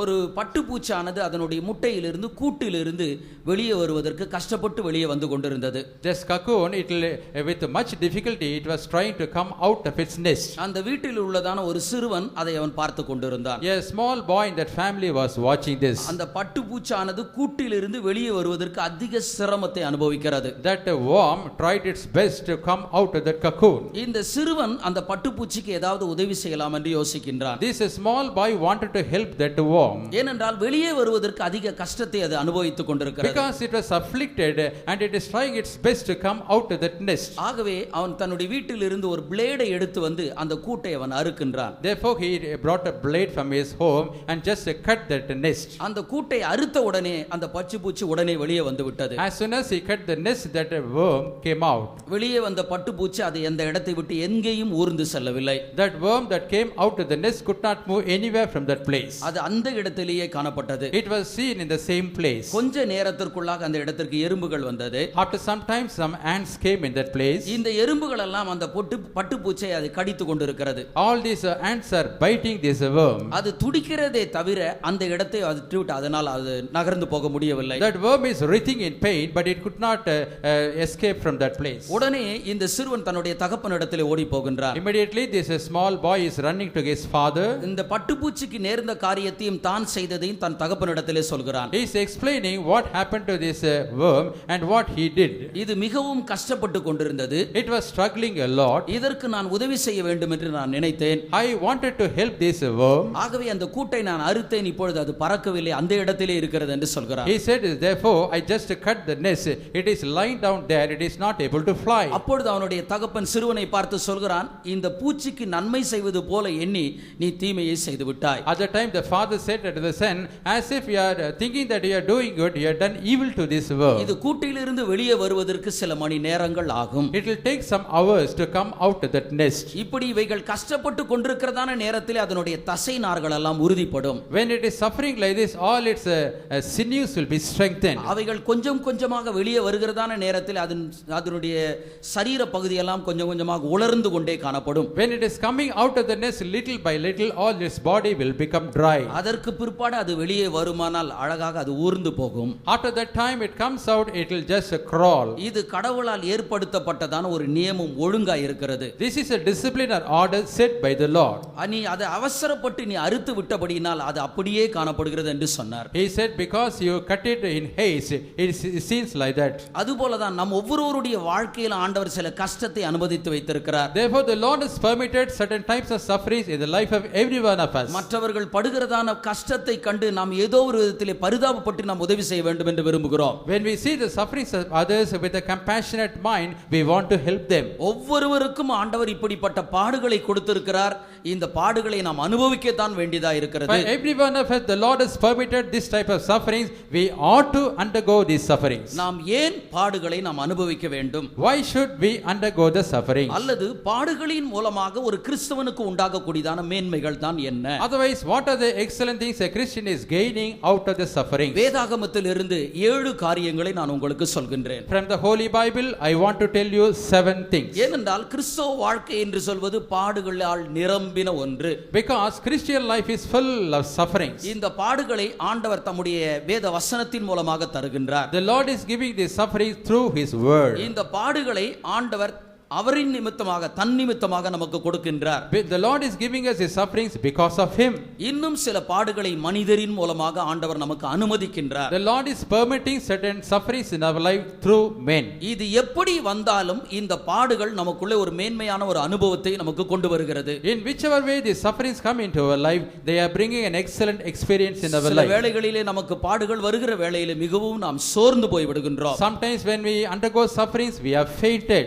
எனக்கு மாத்திரம்தான், என் குடும்பத்துக்கு மாத்திரம்தான் நம்ம சொல்றோம். We used to say these sufferings are only for me and my family. ஆண்டவர் எதற்காக நமக்கு பாடுகளை அனுமதிக்கின்றார்? What for? The Lord is permitting sufferings in our life. முதலாவது 119வது சங்கீதம் 71வது வசனத்தை நாம் படிக்கும்போது, First of all, when we read Psalm 119 verse 71, நான் உபத்திரவப்பட்டது நல்லது, அதனால் உம்முடைய பிரமாணங்களை நான் கற்றுக்கொண்டேன் என்று சொல்கின்றார். David says, it is good for me that I have been afflicted and that I might learn thy statutes. நான் உபத்திரவப்பட்டது நல்லது, அதனால் உம்முடைய பிரமாணங்களை நான் கற்றுக்கொண்டேன். It is good for me that I have been afflicted that I might learn thy statutes. 67வது வசனத்தை நாம் படிக்கும்போது, When we read verse 67, நான் உபத்திரவப்படுவதற்கு முன்பு நான் வழி தப்பி நடந்தேன். before I was afflicted, I went astray. இப்பொழுதோ உம்முடைய வார்த்தைகளை நான் காத்து நடக்கிறேன். But now have I kept thy word. உபத்திரவப்படுகிறதான நேரத்தில் எதுக்கு அப்படின்னு பவுலுக்கு தெரியவில்லை. When he was afflicted, he did not know what for he is undergoing the sufferings. I'm sorry, தாவீதுக்கு தெரிந்திருக்கவில்லை. David did not understand. ஆரம்பத்தில் அவன் என்ன நினைத்திருப்பான்? In the beginning, what he would have thought. Saul அவனை அனுதினமும் துரத்தி கொண்டே வருகிற வேளையிலே, When Saul was chasing him day after day, நான் இவனுக்கு இவனுடைய தேசத்திற்கு என்ன தீமையை நான் செய்தேன்? what evil I did for him and his land. கோலியாத்தை கொன்று தேசத்திற்கு நான் நன்மைதான் செய்தேன். I killed the Goliath and did good to the land. இது நிமித்தமாக அவன் என்னை பகைக்கிறான் என்று அவன் நினைத்துக் கொண்டிருக்கலாம். He was thinking that because of this he is hating me. ஆனால் பிற்காலங்களில் அவன் என்ன விளங்கிக் கொள்கிறான்? But in the later times, how did he understand? நான் உபத்திரவப்பட்டது நல்லது, அதனால் உம்முடைய பிரமாணங்களை நான் காத்துக்கொண்டேன். He says it is good for me to be afflicted, because of that I kept thy statutes. அப்ப நம்முடைய வாழ்க்கையிலும் எப்படி நமக்கு பாடுகள் வந்தாலும் இந்த பாடுகள் நமக்கு ஆண்டவருடைய பிரமாணத்தை கற்றுக்கொள்ளும்படிக்கு செய்கிறது. Therefore in our life also, in whichever way sufferings come, and these sufferings help us to learn his statutes. 119:75வது வசனத்தை நாம் படிக்கும்போது, When we read Psalm 119 verse 75, கர்த்தாவே உண்மையின்படி நீர் என்னை உபத்திரவப்படுத்தினீர் என்று சொல்கிறான். he says, Lord, thou afflicted me according to thy faithfulness. உண்மையின்படி, உம்முடைய உண்மையின்படி என்னை உபத்திரவப்படுத்தினீர். Lord, thou afflicted me according to thy faithfulness. அவனுடைய ஜீவியத்தில் ஒரு மாற்றத்தை உண்டாக்குவதற்கென்று ஆண்டவர் அவனை உபத்திரவப்படுத்தி இருக்கின்றார். The Lord had afflicted him so that he may receive a transformation in his life. தாவீதுடைய உபத்திரவ நாட்களில் அவன் என்ன செய்கின்றான்? During the time of his affliction, what did he do? அதிகமாக வேத பிரமாணங்களை அவன் படித்துக் கொண்டே இருக்கின்றான். He was reading the word of the Lord, the statute of the Lord more and more. அவனுக்கு அதிக பாடுகள் வருகிற நேரத்தில் அதிகமாக வேத வசனத்தை அவன் படித்துக் கொண்டே இருக்கின்றான். When more sufferings in his life, he would be reading the word of God more. ஆகவே தான் தாவீது சொல்கிறான், நான் அவன் உம்முடைய வேதம் எனக்கு மனமகிழ்ச்சியாய் இராமல் போனால் நான் என் துக்கத்திலேயே அழிந்து போயிருப்பேன். Therefore David says, if the word is not my gladness, I would have perished in my sorrow. ஒவ்வொரு நாளும் துக்கம் இருந்தது, அந்த துக்கத்திலெல்லாம் பாதுகாத்தது வேதம் தான். Every day he had sorrow in his life, but it is the word of God which preserved him. இந்த வேதத்தை தான் உம்முடைய பிரமாணம் என்று அவன் குறிப்பிடுகின்றான். Regarding this word only, he says, Lord, thy statutes. நான் உபத்திரவப்பட்டது நல்லது, ஆகவே உம்முடைய பிரமாணத்தை நான் கற்றுக்கொண்டேன். He says, Lord, it is good that I was afflicted, because of that I learned thy precepts. நான் உபத்திரவப்படுவதற்கு முன்பு வழி தப்பி நடந்தேன், இப்போது நான் அதை காத்து நடக்கிறேன். Before I was afflicted, I went astray, but now I keep thy word. சில நேரத்துல நம்ம ரொம்ப அஜாக்கிரதையா இருப்போம். Sometimes we will be very lethargic.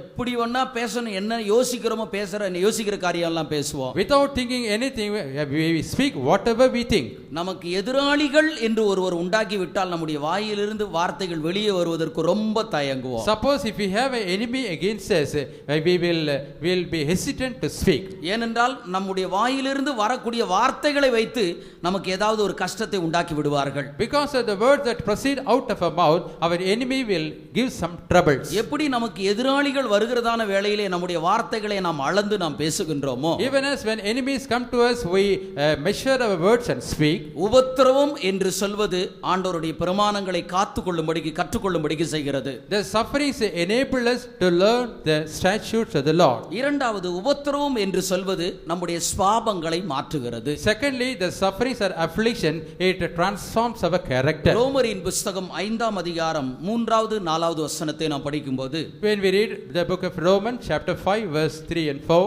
அப்போஸ்தலனாகிய பவுல் விதமாக சொல்கின்றார், Saint Paul says like this, உபத்திரவம் பொறுமையையும், and the tribulation, வாசியுங்கள் அது ரோமரின் புஸ்தகம், மாத்திரமல்ல, உபத்திரவம் பொறுமையையும், பொறுமை பரீட்சையும், பரீட்சை நம்பிக்கை உண்டாக்குறது என்று நாங்கள் அறிந்து உபத்திரவங்களிலேயும் மேன்மை பாராட்டுகிறோம்.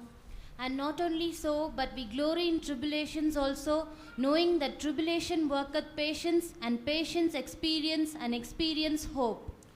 உபத்திரவம் பொறுமையையும், பொறுமை பரீட்சையையும், பரீட்சை நம்பிக்கையும் உண்டாக்கும் என்று அறிந்து என்று சொல்கிறார். he says, knowing that tribulation works patience, and patient experience, and experience hope.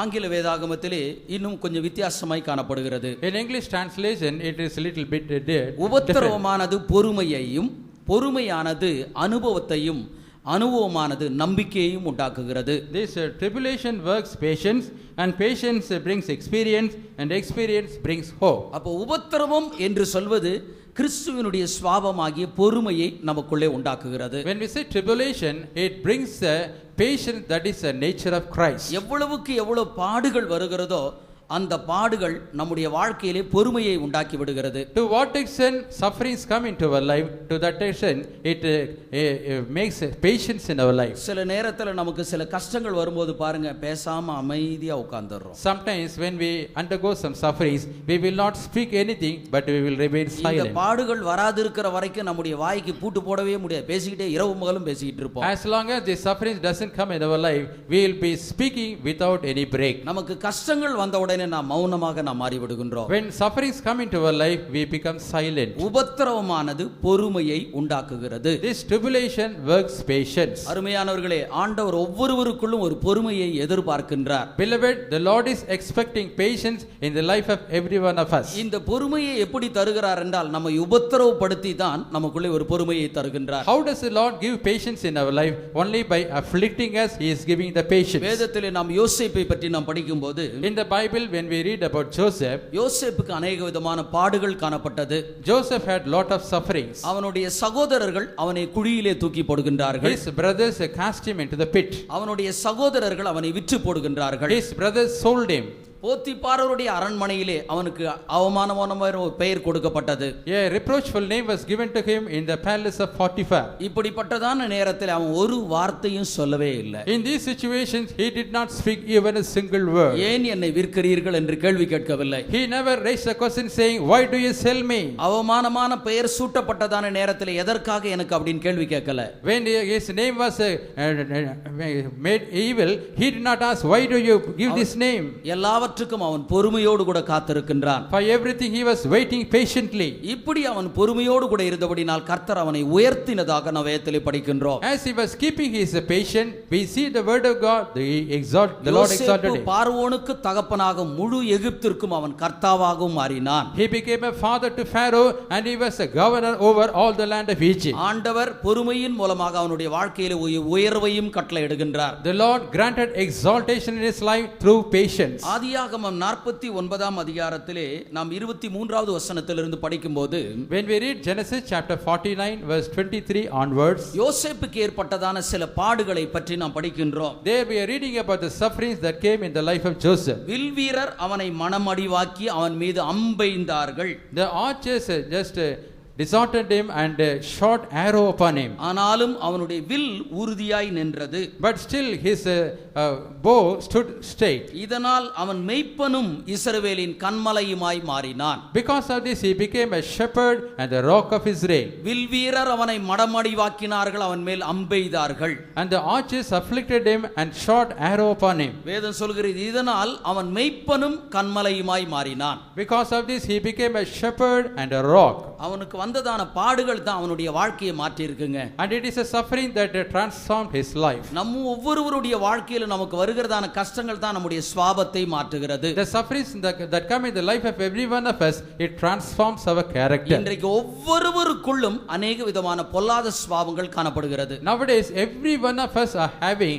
some evil natures. இப்பொழுது பார்வைக்கு நாம் எல்லாரும் ஒரு பரிசுத்தவான்களாய் காணப்படுகின்றோம். For outward show all of us are seen as saints. நம்மை தொட்டு பார்த்தா தான் உள்ள என்ன இருக்குது அப்படின்றது தெரியும். Only if we are being touched, others will understand what is inside us. நமக்குள்ளே ஒரு சிங்கமானது, கெர்ச்சிக்கிற சிங்கமானது மறைந்து காணப்படுகிறது. A roaring lion is hidden in our hearts. சில நேரத்துல பாருங்க, சண்டை வர்ற நேரத்துல எங்க இருந்து தான் கெட்ட வார்த்தை வருமோ அது அடுக்கடுக்கா வரும். Sometimes you see in a situation when the strife is come, we don't know where from the evil words or vulgar words come. இதே வாயிலிருந்து அந்நிய பாஷையும் வருது, நல்ல ஜெபமும் பண்ணிக்கிறோம். In the same mouth we are speaking in unknown tongues and we also pray. எதையாவது யாராவது ஏதாவது ஒன்னு சொல்லிட்டாங்கன்னா அதுக்கு பிற்பாடு அதே வாயிலிருந்து கெட்ட வார்த்தையும் தான் வருது. Suppose if somebody says against us, we speak vulgar words out of the same mouth. அப்ப ஆண்டவர் நம்மை சுபாவங்களை பரிசுத்தப்படுத்த வேண்டியதா இருக்கிறது. The Lord has to sanctify our natures. நம்முடைய சுபாவங்களை பரிசுத்தப்படுத்துவதற்காக வேண்டி ஆண்டவர் நம்மை உபத்திரவப்படுத்துகின்றார். For the purpose of sanctifying our natures, the Lord is afflicting us. நம்மை காட்டிலும் பொல்லாத நபர்களுடைய கரத்தில் ஆண்டவர் நம்மை கொண்டு போய் கொடுத்துறார். The Lord is entrusting us in the hands of wicked persons. என்னை காட்டிலும் ஒரு சாதாரண நபரிடத்தில் ஆண்டவர் என்ன கொண்டு போய் கொடுத்தார்னா என் சுபாவத்தை பரிசுத்தப்படுத்த முடியாது. Suppose if I am interested in a person who is better than me, my natures cannot be sanctified. நான் ஒரு அடி அடிச்சேன்னா எனக்கு ஆண்டவர் கொடுக்கிற ஆள் 10 அடி அடிக்கிற ஆளை கொடுப்பார். Suppose if I give one slap, the Lord will give me a person who can give 10 slaps. நான் ஒரு வார்த்தை பேசினானால் 10 வார்த்தை பேசுறதுக்கு ஒரு ஆட்கள் ஆண்டவர் ஏற்படுத்துவார். Suppose if I speak one word, the Lord will set a person to speak 10 words against me. அந்த இடத்துல அப்ப நான் அமைதியாக இருக்கிறது தான் எனக்கு நல்லது. In that place it is better for me to keep silent. எனக்குள்ளே உண்டாகிறதான பொறுமையானது என் ஜீவியத்தை முற்றிலுமாக மாற்றுகிறது. The works that is happening in my life, it is changing my life. அல்லது எனக்குள்ளே வருகிறதான உபத்திரவமானது எனக்குள்ளே நல்ல சுபாவங்களை உண்டாக்குகிறது. The sufferings that come into me, it is creating good natures in me. அருமையானவர்களே, ஆண்டவர் நம்முடைய சுபாவத்தை பரிசுத்தப்படுத்துவதற்காக சில உபத்திரவங்களை நமக்கு தருகின்றார். Beloved, the Lord is giving us certain afflictions and sufferings that he may sanctify our natures. சில வேளைகளிலே மனுஷீகமாக யோசித்து ஏன் எனக்கு இப்படி என்று நாம் யோசிக்கின்றோம். Sometimes we used to think carnally and think, why all these things to me?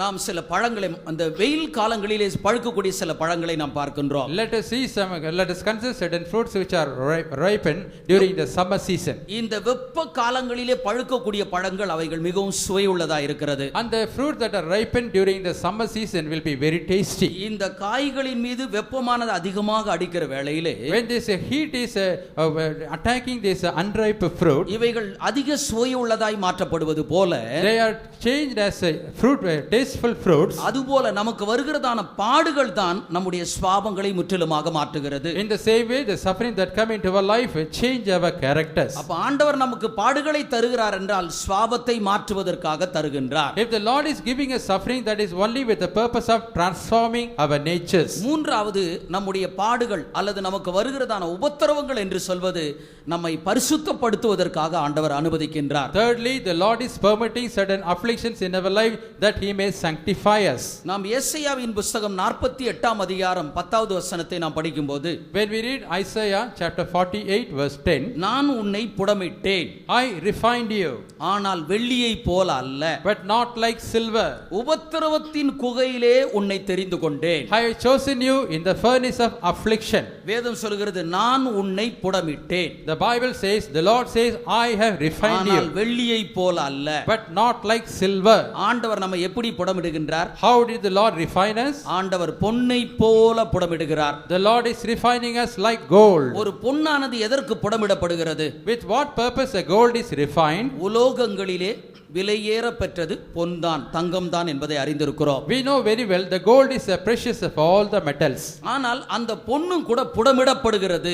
Even that gold is refined. எதற்காக அது புடமிடப்படுகிறது? What for it is refined? ரெண்டு காரியத்திற்காக அது புடமிடப்படுகிறது. For two purposes it is being refined. ஏனென்றால் பொன்னானது மண்ணோடு கூட கலந்திருக்கிறது. Because this gold is mingled with the earth. KGFல இருந்து gold எடுக்கிறாங்க.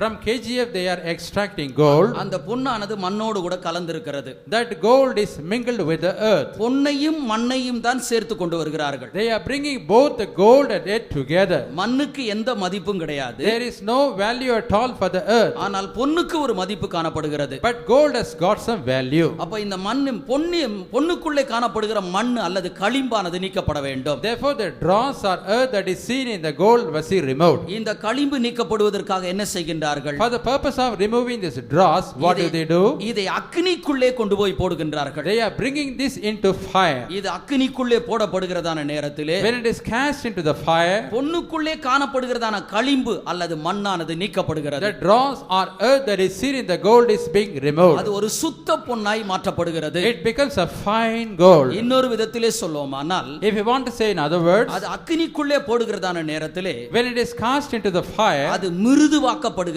it is made soft. மண்ணோடு கூட கலந்திருக்கிறதான நேரத்திலே கடினமா இருக்கிறது. When it is mingled with the earth, it seems to be இது hard. அக்கினிக்குள்ளே போடுகிறதான நேரத்திலே மிருது தன்மையை அது பெற்றுக்கொள்கிறது. When it is put into the fire, it receives its tenderness. ஆண்டவரும் கூட நம்மை உபத்திரவப்படுத்துகிறார். எதற்காக? The Lord is also afflicting us. What for? நம்மை பரிசுத்தப்படுத்துவதற்காக நம்மை உபத்திரவப்படுத்துகிறார். The Lord is afflicting us so that He may sanctify us. நமக்கு வருகிறதான பாடுகள் நம்முடைய வாழ்க்கையை பரிசுத்தப்படுத்தி கொண்டே இருக்கிறது. The suffering that come in our life is keep sanctifying us. அருமையானவர்களே, பாடுகள் வருகிறதான நேரத்திலே சோர்ந்து போவதல்ல. Beloved, when sufferings come in our life, we should not be fainted. நாம் இப்பொழுது பரிசுத்தமாய் இருக்கிறோம், அது உண்மைதான். It is true that now we are holy. ஆனால் இந்த பரிசுத்தத்திலே ஆண்டவர் பிரியம் கொள்கிறவர் அல்ல. But the Lord is not taking pleasure in this level of holiness. வேதம் சொல்கிறது, பரிசுத்தம் உள்ளவன் இன்னும் பரிசுத்தமாகட்டும். The Bible says, he that is holy, let him be holy still. யோசேப்பு கனிதரக்கூடிய செடி என்று நாம் வேதத்திலே படிக்கிறோம். In the Bible we see Joseph was a fruitful bough. அவன் கனி கொடுக்கக்கூடிய ஒரு செடியாய் தான் இருந்தான். He was a fruitful bough. இப்படி இருக்கிறதான வேளையில் அவனுக்கு ஏன் உபத்திரவம் ஏற்பட்டது? When he was like this, why sufferings came into his life? கனி கொடுக்கிறவர்கள் இன்னும் அதிக கனிகள் கொடுக்கும்படிக்கு ஆண்டவர் உபத்திரவப்படுத்துகின்றார். They that give fruit so that they may give more fruits, the Lord is afflicting them. பரிசுத்தமா ஜீவிக்கிறதான நாம் இன்னும் பரிசுத்தத்தை பெற்றுக்கொள்றதுக்காக ஆண்டவர் உபத்திரவத்தை தருகின்றார். We who lead a holy life, still we may become holy. The Lord is leading us into suffering. வேதம் சொல்கிறது, பாடுபடுகிறவன் பாவங்களை விட்டு ஓய்ந்திருப்பான் என்று படிக்கிறோம். The Bible says, he that suffers, he'll be free from sin. எவ்வளவுக்கு எவ்வளவு கஷ்டங்கள் வருகிறதோ, பாவத்திலிருந்து ஓய்வு வருகிறது, பரிசுத்தத்தை குறித்த ஒரு நாட்டம் வருகிறது. To what extent we are being afflicted or we are suffering, to that extent we are free from sin. வேதத்திலே நாம் 1 பேதுருவின் புத்தகத்திலே நாம் படிக்கும்போது, from the Holy Bible, when we read in 1 Peter, அழிந்து போகிறதான பொன் அக்கினியினாலே சோதிக்கப்படும். the gold that perisheth is tried with fire. அதை பார்க்கிலும் விலையேற பெற்றிருக்கிறதான உங்கள் விசுவாசம் சோதிக்கப்பட்டு, when your faith that is much more precious than is being tried, ஒரு பொன்னானது அக்கினியிலே சோதிக்கப்படுகிறது போல, even as gold is tried in a fire, அதை பார்க்கிலும் விலையேற பெற்றிருக்கிற விசுவாசம் பரிசுத்தமானது சோதிக்கப்பட வேண்டும். your faith which is much more precious than gold is tried with faith. அதற்காக நாம் அக்கினி பாதை வழியாக, உபத்திரவத்தின் பாதை வழியாக நாம் செல்ல வேண்டியதா இருக்கிறது. For that purpose we have to go through the fiery path or the way of sufferings. அருமையானவர்களே, நம்முடைய பரிசுத்தத்திற்காகவே வேண்டியே ஆண்டவர் நம்மை உபத்திரவப்படுத்துகின்றார். Beloved, our Lord is afflicting us only for the purpose of our holiness. நான்காவது, உபத்திரவம் என்று சொல்வது கனம் மகிமையை நமக்கு கொண்டு வருகிறது. Fourthly, these sufferings bring us eternal weight of glory. glory. 2 கொரிந்தியரின் புஸ்தகம் 4ஆம் அதிகாரம் 17வது வசனத்தை நாம் படிக்கும்போது, When we read 2 Corinthians chapter 4 verse 17, உபத்திரவங்களின் மூலமாக கனமகிமை உண்டாகிறது என்று நாம் படிக்கின்றோம். through the sufferings we receive the eternal weight of glory. எவ்வளவுக்கு எவ்வளவு கஷ்டங்கள் வருகிறதோ அதன் மூலமாக ஒரு மகிமை உண்டாகிறது. To what extent we face suffering, to that extent we will have glory. ஒரு குயவன் ஒரு பாத்திரத்தை அவன் வணைகின்றான். A potter is making a pot. அந்த பாத்திரத்தை வணைந்த பிற்பாடு அதை தன்னுடைய கரங்களிலே வைத்திருக்கிறான். After making the pot, he is keeping it in his hand. அவன் வணைந்ததான அந்த பாத்திரத்தை தான் அவன் தன்னுடைய கரத்திலே வைத்திருக்கிறான். He is holding the pot that he has made. ஒரு பானையாக அவன் வணைவதற்கு முன்பாக அவன் என்ன செய்கின்றான்? Before making it as a pot, what does he do? அந்த பானையாக வணையக்கூடியதான மண்ணை தன்னுடைய காலுக்கு கீழாக தான் வைக்கின்றான். He is keeping the clay with which he is making this pot under his feet. அதிலே கொண்டு வந்து தண்ணீரை ஊற்றி ஊற வைத்து நன்றாக மிதிக்கின்றான். He is pouring water into the earth, he is soaking it, and he is trampling over it. அவன் மிதிப்பதற்கு அவனுக்கு ஒரு நோக்கம் காணப்படுகிறது. There is a purpose for his trampling over the earth. ஒரு நல்ல ஒரு பாத்திரமாக வணைய வேண்டும் என்று தன்னுடைய மனதிலே நினைக்கின்றான். He is thinking in his mind that he has to make a very beautiful pot. நல்ல பாத்திரமாக வணைய வேண்டும் என்று விரும்புகிறபடியினால் அவன் அதை நன்றாக மிதிக்க வேண்டியதா இருக்கிறது. Because he wants to make a beautiful pot, he has to trample it very well. ஏனென்றால் அவன் மிதிக்கப்படுகிறதான நேரத்தில் அதில் இருக்கக்கூடியதான கல் கட்டி எல்லாம் அவைகள் எல்லாம் உடைக்கப்படுகிறது. Because when he is trampling the clay, all the small dust and the stones are being broken. ஒருவேளை அவனுக்கும் தெரியாமல் அந்த மண்ணுக்குள்ளே ஒரு கல் இருக்குமானால், Suppose even without his knowledge there is a small stone in the clay. அவன் திரிகையிலே வைத்து ஒரு பாத்திரமாக வணைந்து கொண்டிருக்கும் போது, When he is making a pot in his tool, அவன் பாத்திரமாக வணைந்து கொண்டிருக்கிற நேரத்திலே அந்த பாத்திரமானது உடைந்து போய்விடும். at the time of making the pot, that is broken. அவைகளை மீண்டும் அவன் சரிப்படுத்த வேண்டியதா இருக்கிறது. Once again he has to set it right. அது அவனுக்கு இன்னொரு ஒரு வேலையாய் காணப்படும். That will be another work for him. ஆகவே அதை அந்த மண்ணை அவன் கைகளில் எடுப்பதற்கு முன்பாக தண்ணீர் ஊற்றி நன்றாக அதை மிதிக்கின்றான். Therefore, before taking the earth in his hand, he is pouring water and he is kneading it. மிதித்து அதை ஒரு பாத்திரமாக வணைந்து, He is trampling over it and he is making as a pot. அதற்கு நெருப்பிலே போட்டு சுட்டு அதை தன்னுடைய கையில் எடுத்துக்கொள்கின்றான். He is burning it with fire and he is keeping in his hand. அப்போ தன்னுடைய கரத்தில் எடுப்பதற்கு முன்பாக அவைகள் மிதிக்கப்பட வேண்டியதா இருக்கிறது. Therefore, before being taken in his hand, it is being stamped. தன்னுடைய கையில் எடுப்பதற்கு முன்பாக அது அக்கினிக்குள்ளே செல்ல வேண்டியதா இருக்கிறது. Before it is taken in his hand, it has to go through the fire. அருமையானவர்களே, ஆண்டவர் நமக்கும் கூட ஒரு கன மகிமையை நமக்கு வைத்திருக்கிறார். Beloved, the Lord has stored us an eternal weight of glory. இந்த பூமியிலே நாம் ஒரு சாதாரண மனிதராக காணப்படுகின்றோம். In this earth, we are seen as an ordinary man. நமக்கு எந்த மதிப்பும் மரியாதையும் இல்லாமல் நாம் காணப்படுகின்றோம். We are seen without any honor or respect. கிறிஸ்தவர்கள் என்றாலே அற்பமாக பேசக்கூடியதான ஒரு நிலவரத்தில் இருக்கின்றோம். Suppose as we are Christians, people are simply despising us. நம்முடைய வேலை ஸ்தலத்திலே நமக்கு மரியாதை இல்லை. In a work spot, we don't have any respect. நாம் குடியிருக்கக்கூடியதான இடங்களிலே நமக்கு மரியாதை இல்லை. In the place of dwelling, we don't have any respect. நமக்குள்ளே நம்மை கனவீனப்படுத்துவதை எண்ணி நம்முடைய இருதயத்துக்குள்ளே வேதனைப்படுகின்றோம். Sometimes we feel sorrow because we are being despised by others. ஆண்டவர் நமக்கு ஒரு கன மகிமையை வைத்திருக்கின்றார். The Lord has stored for us an eternal weight of glory. ஆண்டவர் 1000 வருட அரசாட்சியிலே நமக்கு ஒரு உயர்வை வைத்திருக்கின்றார். The Lord has kept an exaltation in the millennial reign. ஆண்டவர் நித்தியத்திலும் நமக்கு உயர்வை வைத்திருக்கின்றார். The Lord has kept an exaltation even in eternity. ஆண்டவர் நம்மை ஒவ்வொருவரையும் ராஜாக்கள் என்றதான ஒரு நிலவரத்திலே வைத்திருக்கின்றார். The Lord has kept every one of us in the status of a king. நாம் பரலோகத்திலே சாதாரணமான ஒரு நிலவரத்தில் அல்ல. We will not be in ordinary position in heaven. ஆண்டவரால் கிரீடம் சூட்டப்பட்டு ராஜாக்களைப் போல காணப்படுவோம். We will be crowned with crowns and will be as kings in heaven. இந்த அனுபவத்திற்குள்ளாக நாம் கடந்து போவதற்காக வேண்டி, so that we may pass through this experience, இந்த பூமியிலே ஆண்டவர் நம்மை உபத்திரவப்படுத்த வேண்டியதாய் காணப்படுகிறது. it is necessary for the Lord to afflict us in this world. நம்ம உபத்திரவப்படுகிறதான நேரத்தில் ஒரு வெளிப்படுத்தலை நாம் பெற்றுக்கொண்டவர்களாய் காணப்பட வேண்டும். At the time of affliction, we have to receive a revelation. என்னுடைய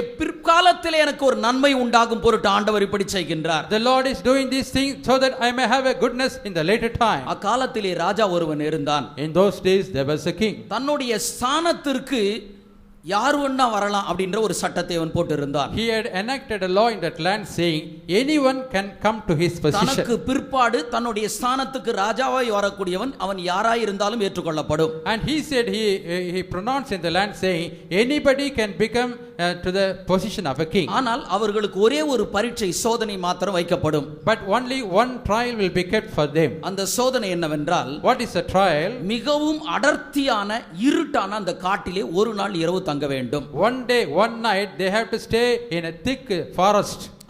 அந்த காட்டிலே வெயில் நேரத்திலும் கூட வெயிலானது தரைக்கு வருகிறதில்லை. Even during the daytime, noonday, that sunlight will not reach that land. ஏனென்றால் அடர்த்தியான மரங்கள் காணப்பட்டது. Because so many trees, there is a thick forest. இன்னும் கொடுமையான சில மிருகங்களும் கூட அந்த இடத்திலே காணப்பட்டது. Even some wild beasts will be seen in that forest. ராஜாவாய் வரக்கூடியவன் அந்த காட்டிலே ஒரு நாள் இரவு நேரத்திலே தங்க வேண்டும். And anyone who wants to become a king must stay one night in that thick forest. யார் ஒருவன் தங்குகிறானோ அவன் என்னுடைய ராஜ பதவிக்கு வரலாம் என்று அவன் சொல்லி இருந்தான். He pronounced saying, whosoever is staying like this in that night time, he can come to the position of the king. ராஜாவுக்கு சில மந்திரிகள் இருந்தார்கள். There were some ministers for the king. அவர்கள் உயிருக்கு பயந்து இந்த மந்திரியாவே இருந்தால் போதும் என்று நினைக்கிறார்கள். They were thinking, fearing the life, they thought it is better to remain as ministers. இன்னும் அந்த தேசத்திலே லட்சக்கணக்கான பிரஜைகள் காணப்படுகிறார்கள். There were lakhs and lakhs of people as citizens in that land. அவர்கள் என்ன நினைக்கிறார்கள் என்றால், நாம் அந்த இடத்திலே போய் மரிக்க வேண்டாம், இங்கே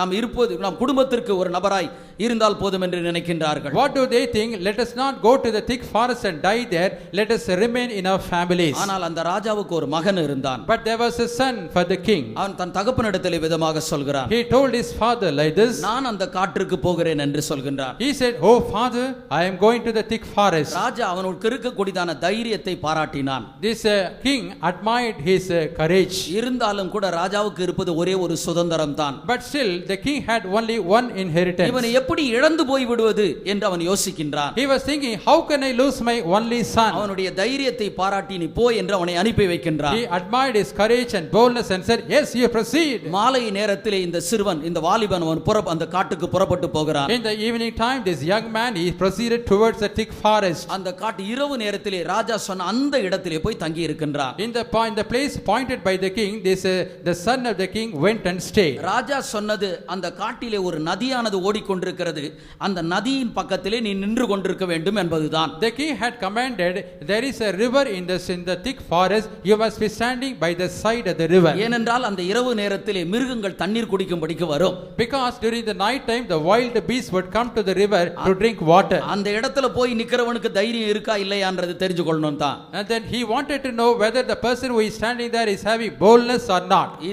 இந்த வாலிபனோ அந்த நதி கரையிலே போய் நின்று விட்டான். This young man was standing at the bank of the river. இரவெல்லாம் அந்த இடத்திலே நின்று கொண்டே இருக்கின்றான். He was standing throughout the night in the shore of the river. எந்த மிருகங்களும் அவனுக்கு எந்த தீமையும் செய்யவில்லை. No beast did any harm to him. விடிந்து விட்டது.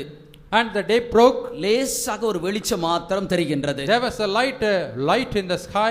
இந்த வாலிபன் நினைக்கிறான் தான் ஏதோ ஒரு சாதித்து விட்டேன் என்று நினைக்கின்றான். This young man was thinking that he has achieved something. தன்னுடைய அரண்மனைக்கு வருவதற்கு அவன் திரும்புகிறான். He is turning back to come to his palace. திரும்புகிறதான நேரத்திலே தன்னுடைய தகப்பன் அருகிலே நின்று கொண்டிருப்பதை பார்க்கிறான். At the time of turning to come to his palace, he could see his father standing by side. இந்த வாலிபன் தன்னுடைய தகப்பனை பார்த்து கேட்கிறான், அப்பா நீங்கள் எப்பொழுது இந்த இடத்திற்கு வந்தீர்கள்? This young man, this son is asking the father, "Oh my dad, when did you come here?" நான் உன்னை எப்போது அனுப்பினேனோ அப்போதே நான் உன் பின்னாக நான் வந்து கொண்டிருந்தேன். Then the king said, "When at the time I sent you, right from that time I am following you." ஒரே ஒரு மகனாய் எனக்கு சொத்தாய் இருக்கிறாய்.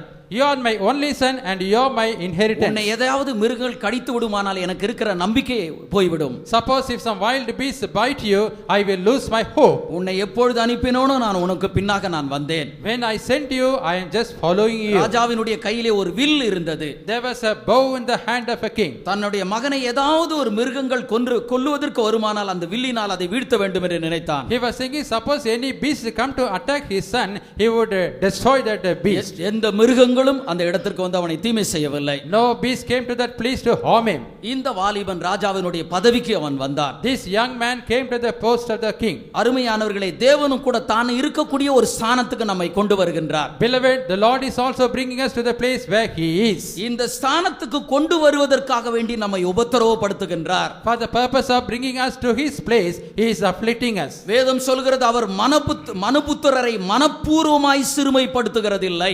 The Lord, the Bible says the Lord is not willingly afflict the men. நமக்கு கஷ்டத்தை கொடுக்கணும், உபத்திரவத்தை கொடுக்கணும் அப்படின்ற ஒரு எண்ணம் அல்ல. The Lord is not taking an intention that he has to give us sufferings. நாம் ஒரு கனமகிமையை பெற்றுக்கொள்ள வேண்டும் என்பதற்காக ஆண்டவர் விதமாக செய்கின்றார். The Lord is doing that with the purpose that we are to receive an eternal weight of glory. அடுத்தது அப்போஸ்தலரின் புத்தகம் 4ஆம் அதிகாரம் 22வது வசனத்தை படிக்கும்போது, Next, when we read Acts of the Apostle chapter 4 verse 22, அநேக உபத்திரவங்களின் வழியாக பரலோக ராஜ்யத்திலே நாம் பிரவேசிக்க வேண்டும். through many sufferings, tribulations, we have to enter into the kingdom of God. அப்போ பரலோகத்துக்கு போவதற்கு ஆண்டவர் ஒரு வழியை நியமித்து வைத்திருக்கின்றார். The Lord has set a way to go to heaven. அது என்ன வழி? What is that way? உபத்திரவத்தின் வழியாக தான் நாம் பரலோகத்துக்கு செல்ல வேண்டும். Only through the way of tribulation we can reach the kingdom of God. அப்ப நமக்கு உபத்திரவங்கள் பாடுகள் இல்லாவிட்டால் நாம் பரலோக வாசலிலே நாம் காணப்படவில்லை. If we don't have afflictions and sufferings, we cannot become the citizens of heaven. நாம் எல்லாரும் ஒரு படத்தை நாம் பார்த்திருப்போம். All of us would have seen a portrait. ஒன்று ஜீவனுக்கு போகிறதான வாசல், One door leads to life. மற்றொன்று நரகத்துக்கு மரணத்திற்கு போகிறதான வாசல். Other door leads towards hell. ஜீவனுக்கு போகிற வாசல் எப்படி இருக்கிறது? How will be the door that leads to அது life?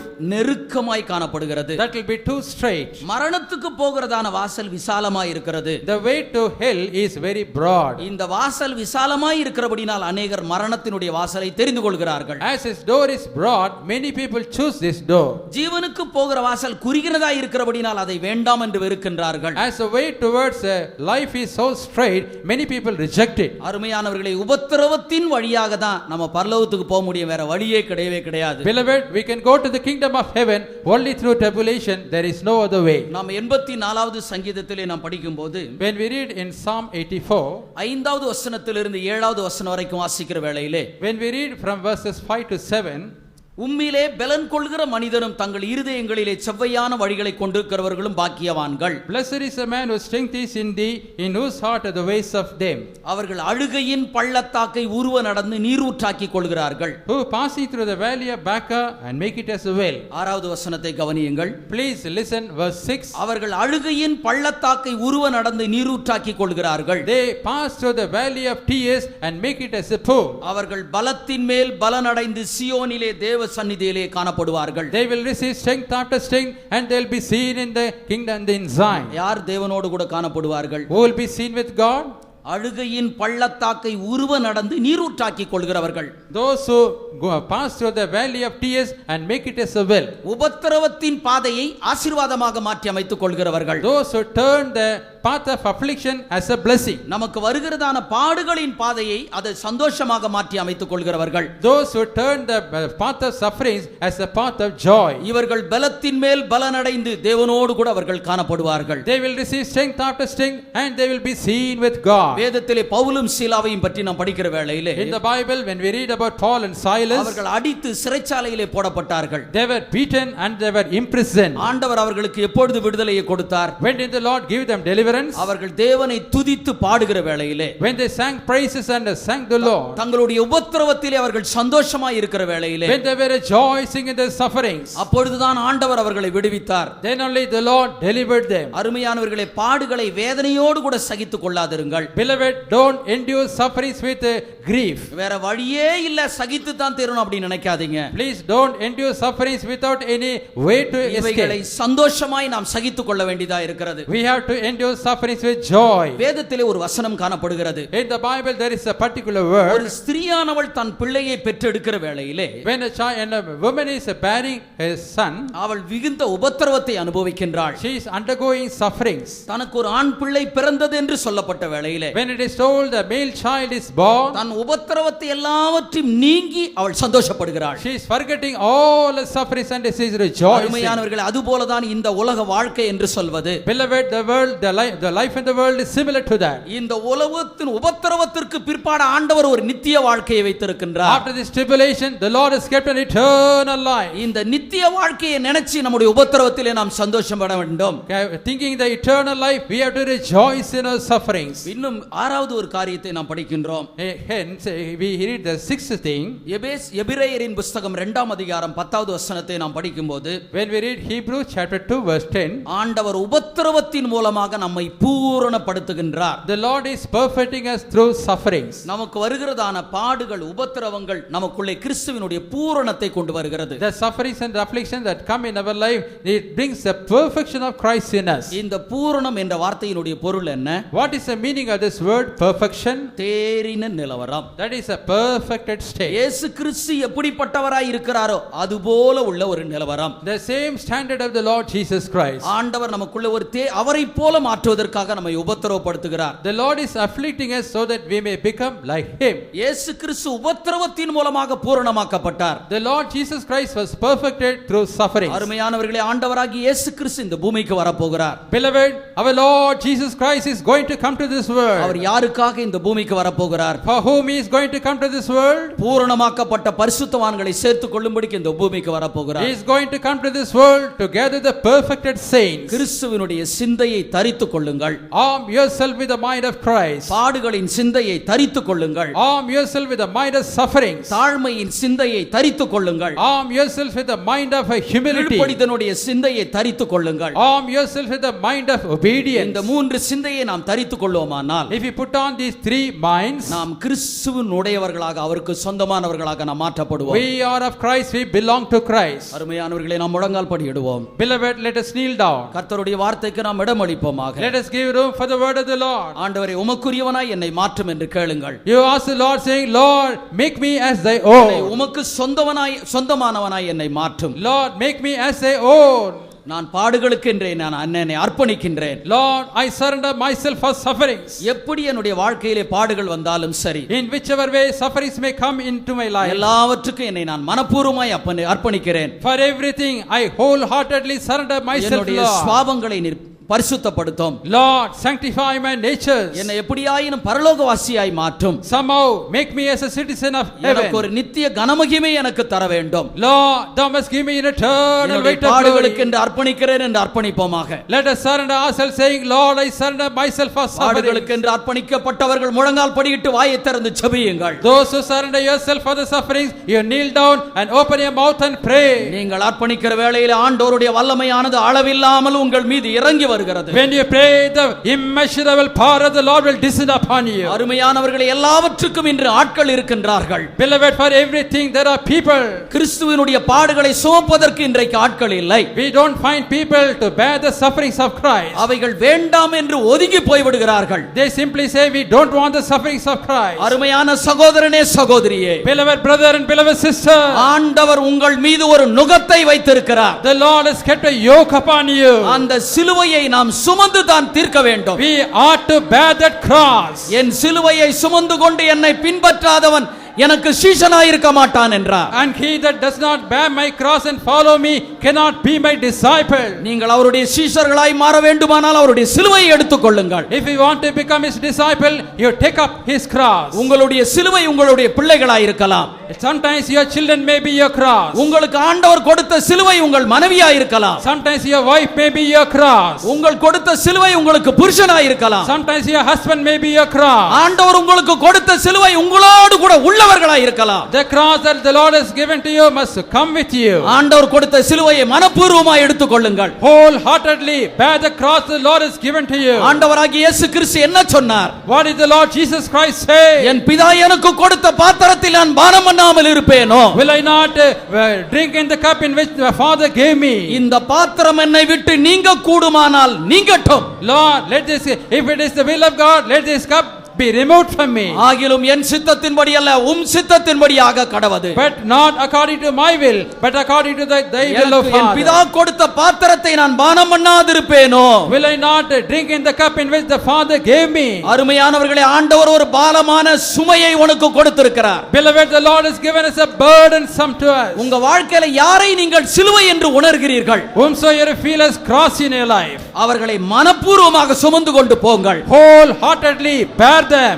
அது கர்த்தர் உங்களுக்கு நியமித்த பாடுகளாயிருக்கிறது. They are the sufferings the Lord has appointed in your life. இதை சந்தோஷமாய் சகிப்பீர்களானால் கர்த்தருடையவர்களாய் மாறுவீர்கள். If you endure joyfully, you will be the people belonging to the Lord. அதை சந்தோஷமாய் சகிப்பீர்களானால் கர்த்தர் உங்களை பயன்படுத்துவார். If you endure them joyfully, the Lord will make use of you. ஹல்லேலூயா, ஹல்லேலூயா. ஸ்தோத்திர ஆண்டவரே, ஸ்தோத்திர ஆண்டவரே, ஸ்தோத்திர ஆண்டவரே, ஸ்தோத்திர ஆண்டவரே, ஸ்தோத்திரநாதா, ஸ்தோத்திரநாதா, ஸ்தோத்திரநாதா. Praise the Lord. Hallelujah. அருமையானவர்களே, பாடுகள்னு சொல்லி கேட்கும்போது ஒப்பு கொடுத்த ஆண்டவர் இன்னும் கஷ்டத்தை கொடுத்துருவாருலாம் நினைச்சிடாதீங்க. Beloved, when you hear of the sufferings, if you surrender yourself for suffering, don't think the Lord will abound the sufferings. நாம் ஆண்டவருடைய பிள்ளைகள். இந்த உபத்திரவத்தின் வழியாதான் பரலோகத்துக்கு போன, வேற வழியே கிடையவே கிடையாது. We are the children of God. Only through these sufferings we have to go to the kingdom of God. There is no other way. பாடுகள் இல்லாவிட்டால் நமக்கு பரலோகமும் அல்ல. If we don't have sufferings, we will not have heaven. இந்த பாதை தான் பரலோகத்தினுடைய பாதையா இருக்கிறது. This is the way which leads us to heaven.